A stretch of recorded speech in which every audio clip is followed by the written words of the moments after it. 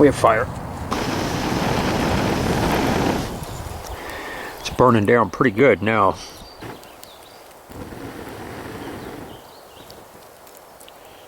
Just wasted all this time and effort.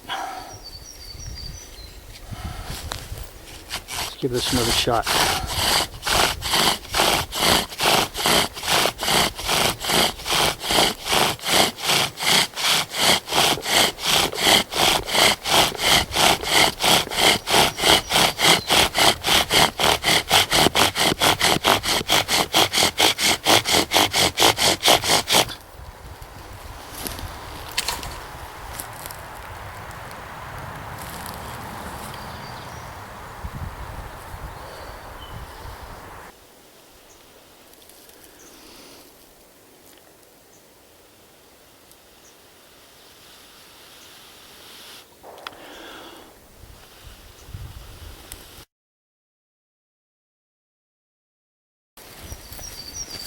Hello, welcome back to another episode from Pale Horse Survival and Tactical. I'm Bill, glad you could join me. Today we're going to take a look at a Harrington and Richardson multi-caliber rifle build that I've been working on and off throughout this summer, and I finally got it complete. Let's take a closer look.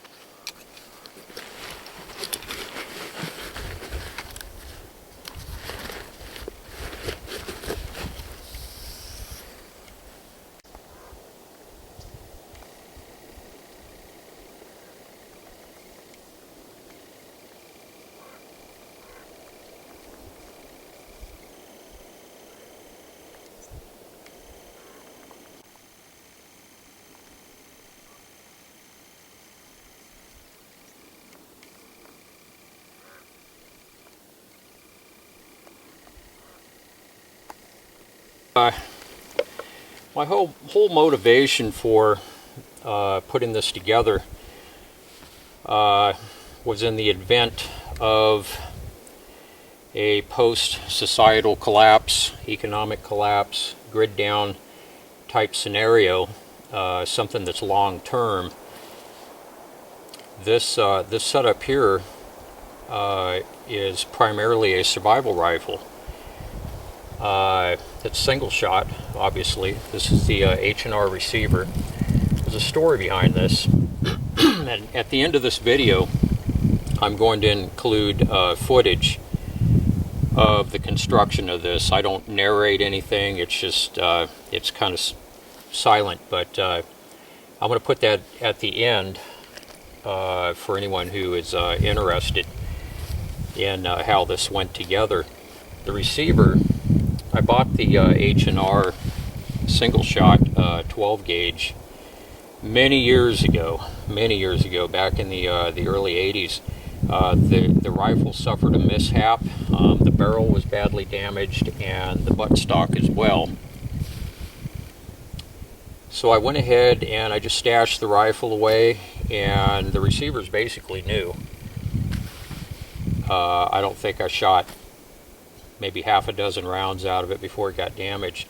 So I just stashed it away, and it's been sitting around for years, I mean a lot of years.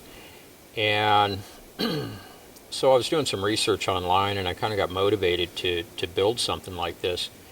And after a lot of research and in-depth study, this is what I came up with. And there's a few tricks here that I'm going to demonstrate. So I went ahead and I pulled the receiver out, and you'll see at the end in the videos, I had to cut the stock off. I had to put the buttstock bolt in a vise to actually get it out of the receiver. It put up a bit of a fight.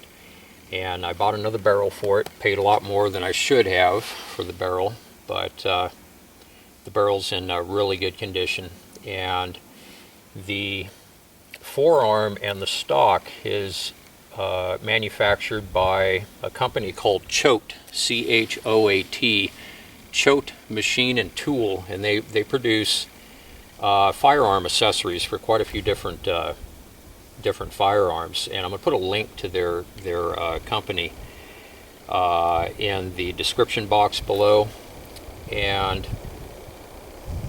I'm going to show you how this shoots. This will fire 5 different calibers, 12 gauge obviously, and this pouch here, this ammo pouch, I got off of eBay. It's a pretty heavy gauge canvas. I think I paid $8 for it. Spin this screen around here, make sure I'm in the shot here. I think I paid $8 for the pouch. It's actually pretty well made for $8. Got it off eBay. It has MOLLE attachment straps on the back for attaching it. It'll go on a belt or a pack or whatever. And I have my little knife, part of this setup here. This is what I came up with. I have 12 rounds of 2 3/4 inch double aught buck, 9 pellet, and I have 5 more rounds up here on the butt pack. Here, these are manufactured by a company called gunadapters.com, and I will also place a link in the description box below for anyone who is interested. These are made in the US, small company. I think they're out of Montana or Idaho. Montana maybe. I'll have to double check on that. And actually they're called short lane gun adapters.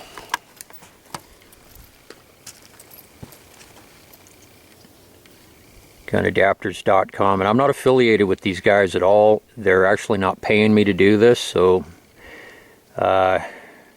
these guys are getting a freebie. And this is the Pathfinders series. I believe Dave Canterbury sponsors these. And I didn't get them because of the brand. I got them because their availability. Now this one is a 22 long rifle, and it's a little dirty. I was sighting in the red dot scope. It took me about 8 rounds to sight it in, and you'll see it's offset because it's center fire. And I'll show you how to index these when we get to the firing demonstration. There's a couple O-rings here. Now I got 4 different calibers,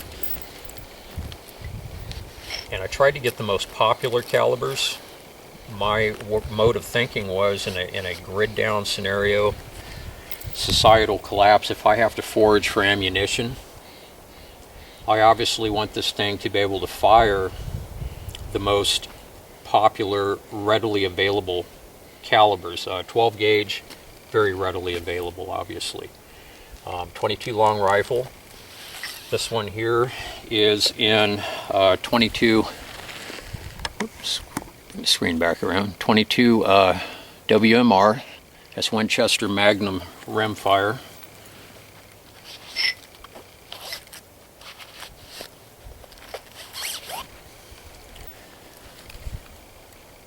.9mm, very common round out there.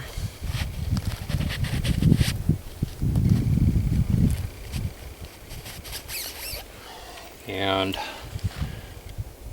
45. These are very well made.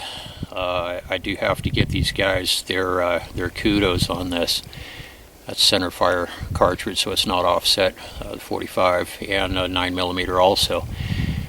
They're rifled. They're 8-inch and extremely well made. They're a little on the pricey side, but in my opinion, they are worth it.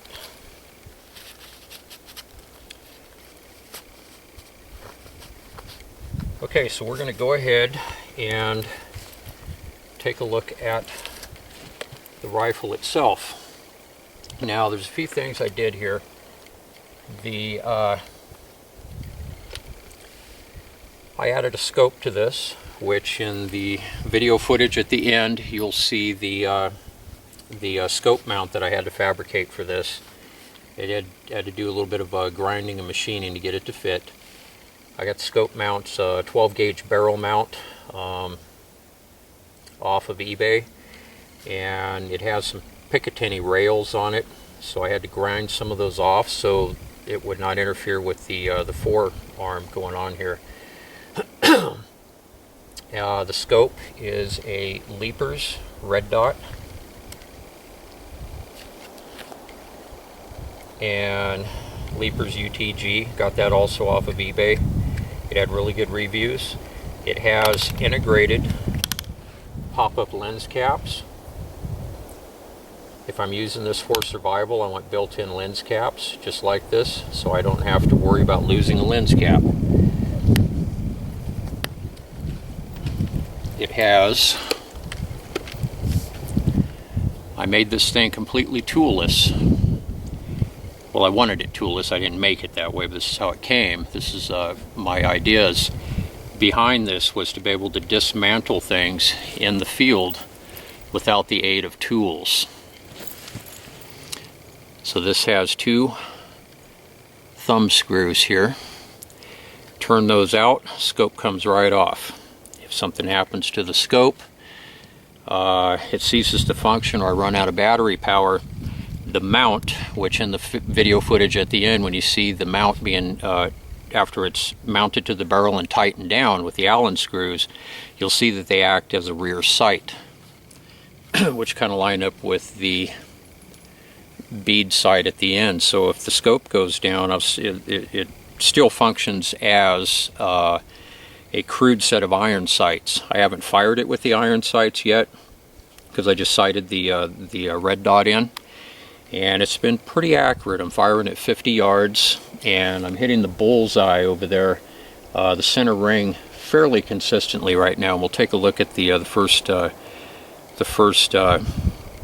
shots that I took with this, and then I'm going to slap a fresh target up and we'll do a little bit of target shooting.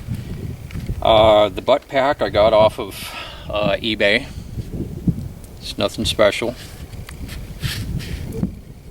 One Tigris is what it says here on the tag. If that means anything to you. I got the shoulder, the sling at Wally World. I think I paid about $10, $12 for it. Butler Creek. Nothing very fancy. Now the forearm, again with the toolless theme, the chote forearm and buttstock, the Survivor series is toolless. So we turn this,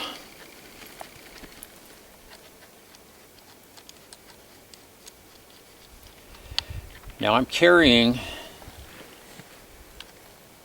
in the forearm and the butt, I'm carrying 150 rounds of ammunition in this this rifle currently. This is fairly tight fit. There we go. I have 22 long rifle up here in the front in Ziploc baggie secured with rubber bands. There is a gap between the barrel and the forearm, so if it will allow rain in if you're in rainy conditions. And any of you who know anything about ammunition, you want to keep it dry. If it gets wet, gets soaked, absorbs the water internally, it's ruined. So that's why I went with the baggie idea. And here is the scope mount. I had to grind the rails off the side, and that just has two Allen screws on the bottom. I mounted that just in back of the lug there, and before this was tightened, there was plenty of a gap. Whoops, sorry guys. There was plenty of a gap to clear that as I slid it in.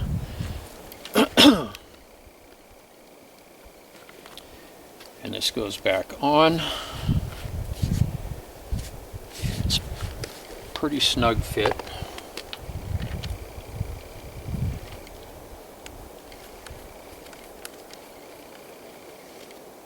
And that is the forearm. And now the butt pack comes off. This is just Velcroed.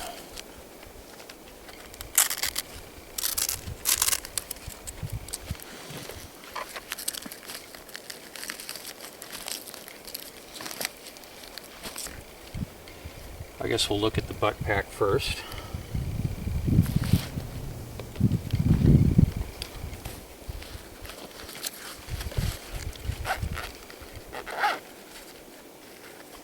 In the butt pack, I have more ammunition. 9mm hollow point.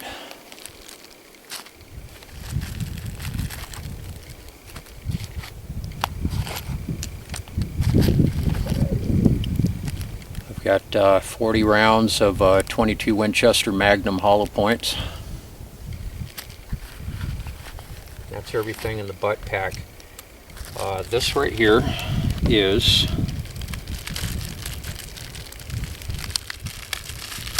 I have some cleaning patches.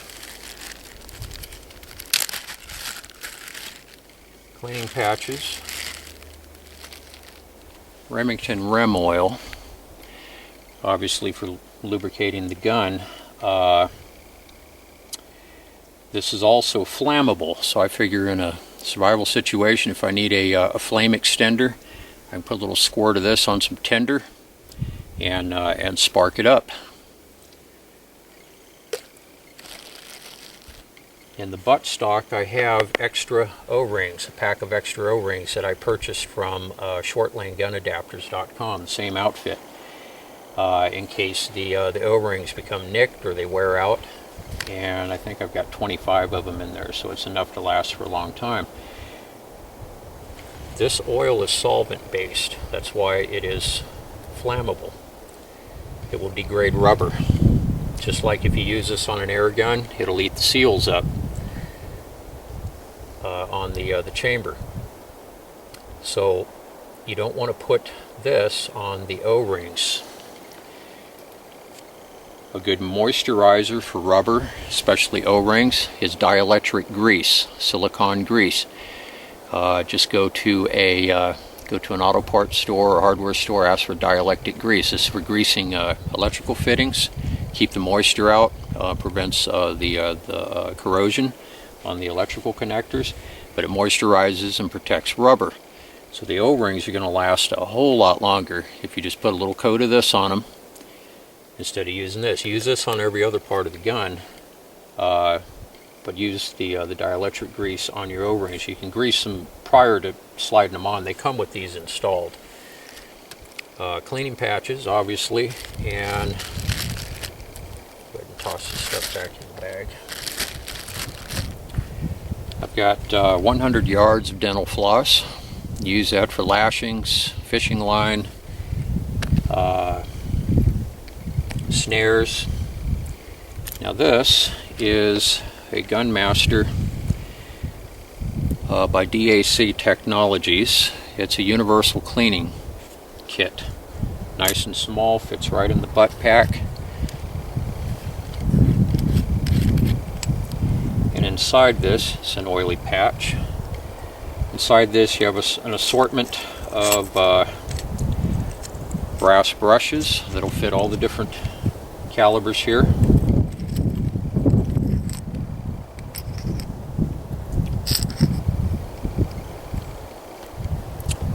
Deal for the patches.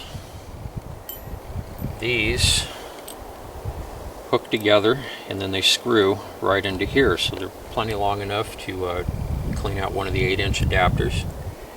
And I also have a ferro rod, fits right inside there. I think this is a 3/8. This is waterproof. It has O-rings on each end, and the rod, this acts as a handle. The rod threads right into the end of this here. Got this at Wally World. I think I paid $8 or $10, something like that, for it. Now to the buttstock. Buttstock here, I'll give you a close-up of the H&R.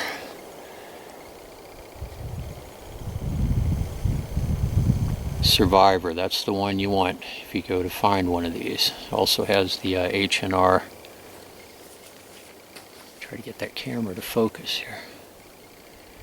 Has the H&R logo on the back side, the butt plate. And then this is the thumb screw to open up the back.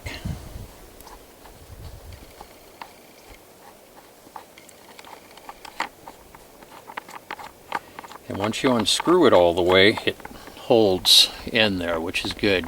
That way you can't lose it.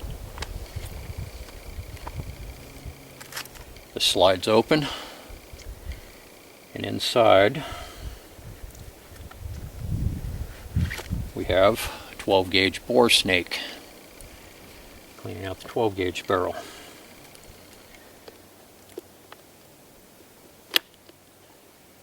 And as soon as I get it out of here, I've got a bore light, which will also act as a light, obviously, for whatever you might need it for. It's also for inspecting your bore. It has a little clip on it here. You can clip it on your shirt or on your hat. Click it on for hands-free use when you're working on something.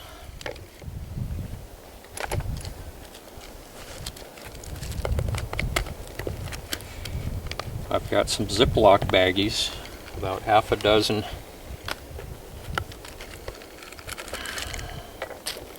Ziploc baggies in a bundle here, secured with a rubber band. I'm going to add some calcium chlorine hydroxide water purification tabs into the buttstock. As soon as I get some, I'll put them in a little baggie. But if you're out in a survival situation, you can fill one of these with water, or a couple of them. You drop a tab in, shake it up, and let it sit for half an hour to kill any of the microbes, bacteria that's in the water. And you can also use these for the SODIS method, the solar disinfection method. You just fill it up, zip it, lay it down flat in the sun, and let it sit there for about half a day. The UV rays of the sun will actually kill the bacteria in the water. It'll even kill crypto, spiridium, and giardia. Here are the O-rings, spare O-rings, and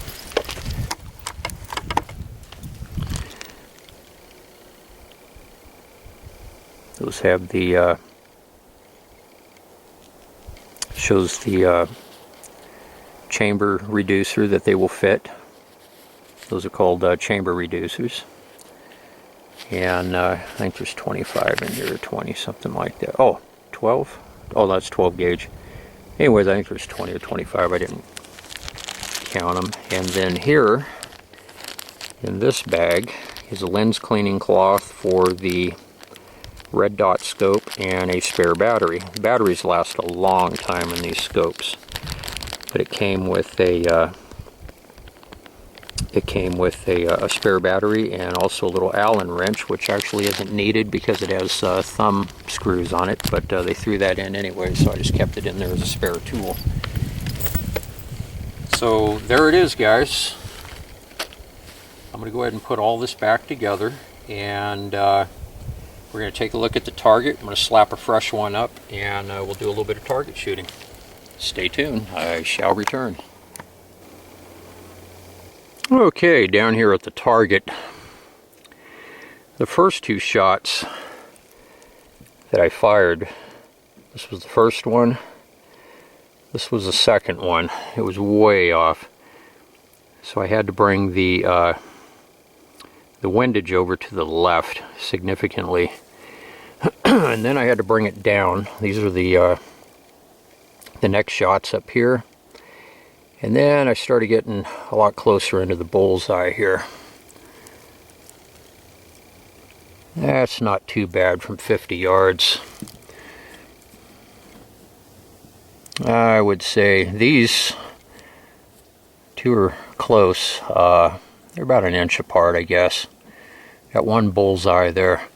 So I'm going to go ahead and I'm going to slap a fresh target on over on the other side, and we'll go ahead and pop a few rounds. Stay tuned.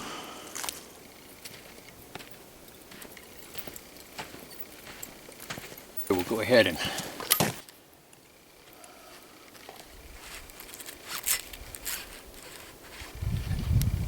these just shove straight into the chamber. Now with the offset on these,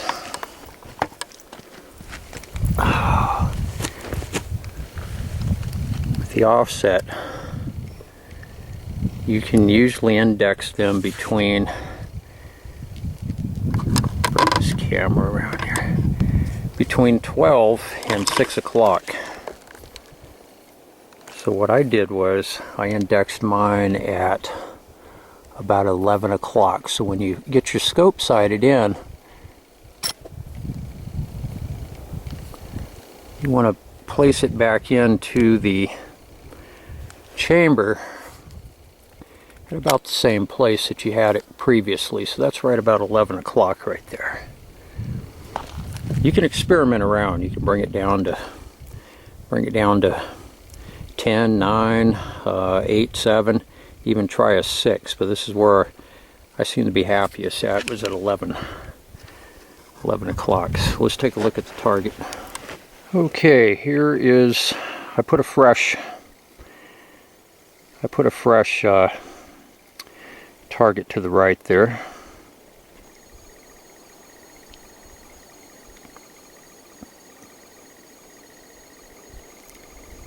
Give you an idea how far back we are here.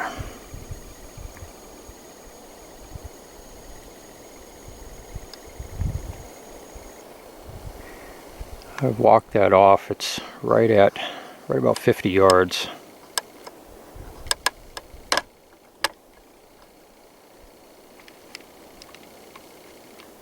So I'm going to go ahead and move the camera back just a bit here.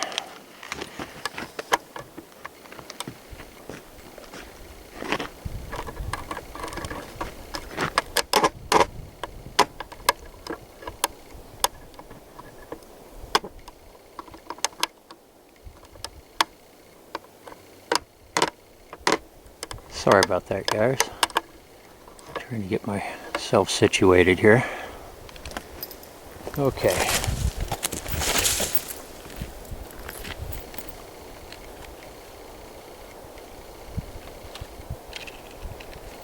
Firing.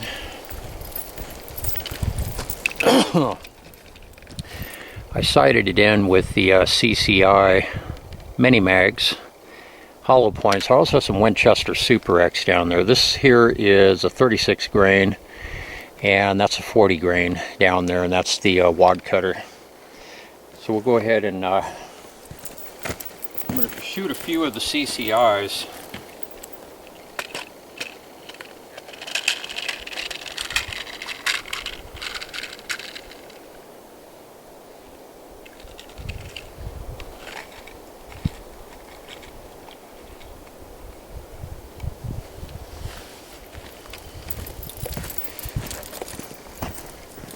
Do a double check here on the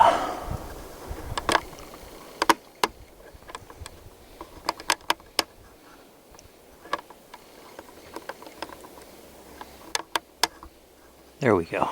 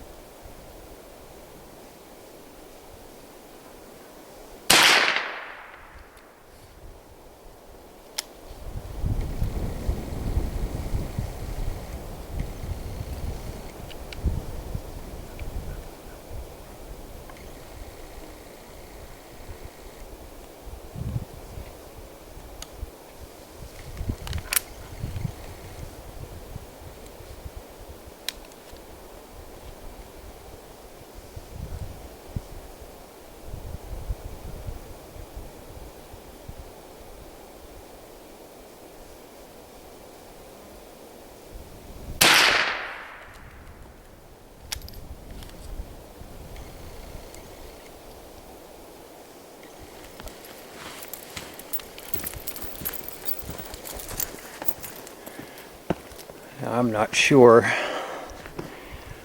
where I'm hitting down there. It's quite a ways away.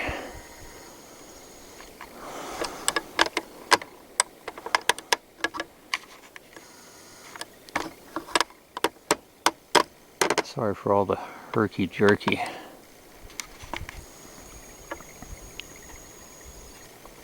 Oh wow, that's not bad at all. If I get this darn camera.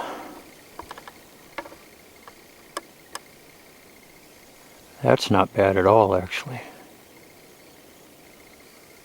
Wow, that's tightened up a lot from the other one. Let's go ahead and shoot a few more. It's so far away I can't even... I know they turn green when it hits.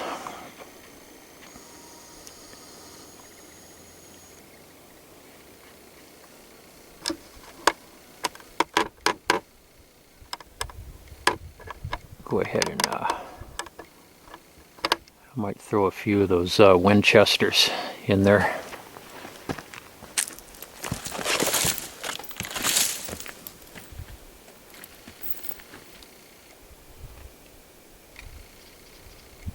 I'm going to go ahead and fire a few of these Winchester 40 grain.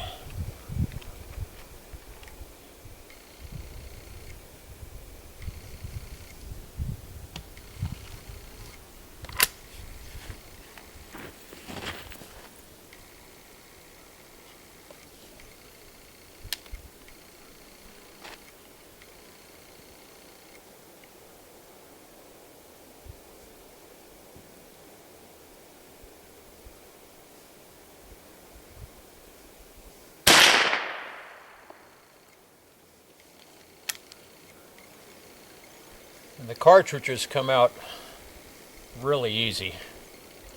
Sometimes they even eject themselves.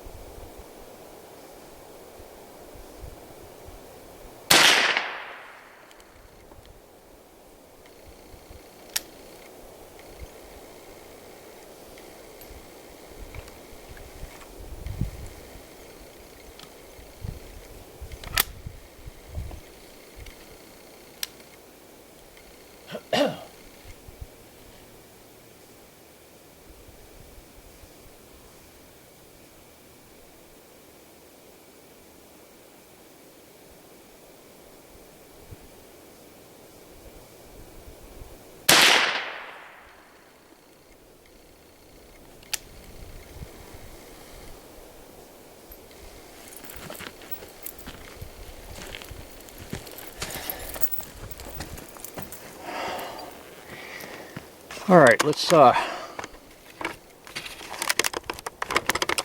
you guys off the mount here.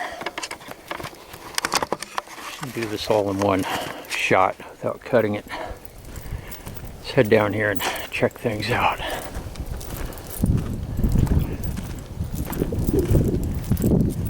Feel a little bit more recoil with the 40 grain Winchesters, just a little bit. But it is pretty, it is noticeable. Well, that's not too bad, actually.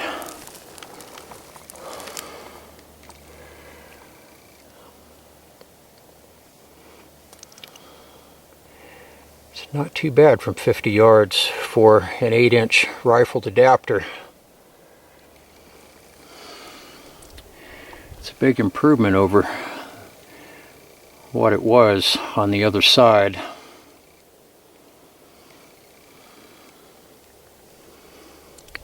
Let's go ahead and fire a couple more rounds and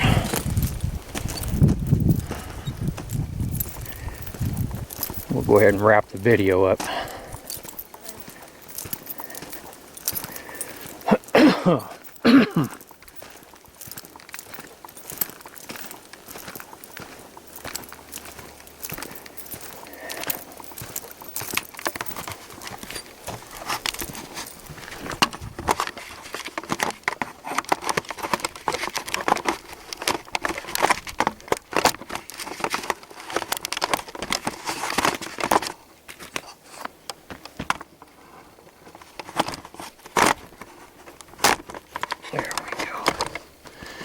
Sorry about all the bouncing around.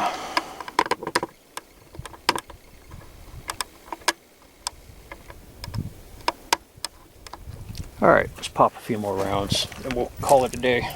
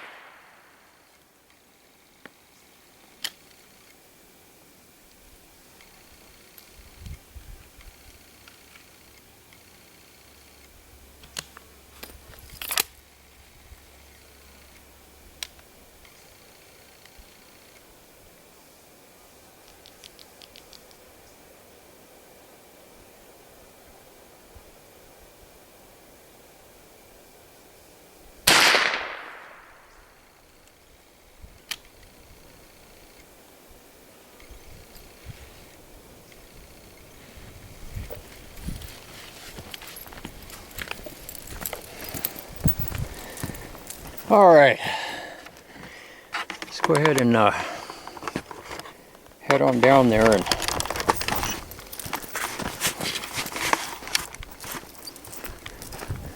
this thing's actually pretty fun to shoot.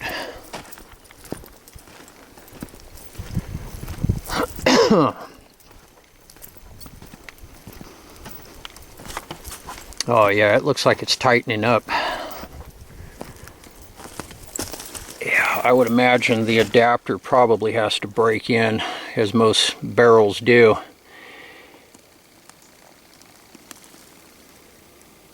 Yeah, it's tightening up significantly.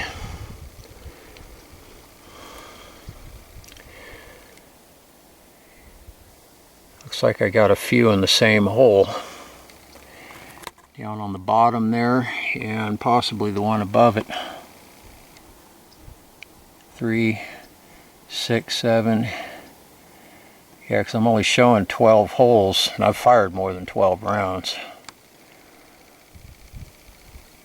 Well, that's not too bad. I hope all of you are having an outstanding day or night, depending on where you're located. Please like, subscribe, and share. I hope all of you enjoyed the video as much as I did making it today. I had a lot of fun with this one. If any viewers have any questions whatsoever, feel free to hit me up in the comments section, or you can email me direct at palehorsesurvival@yahoo.com. I'm always happy to answer questions and help you guys out any way I can. Yeah, I will see you all very soon on the next one. Everybody take care.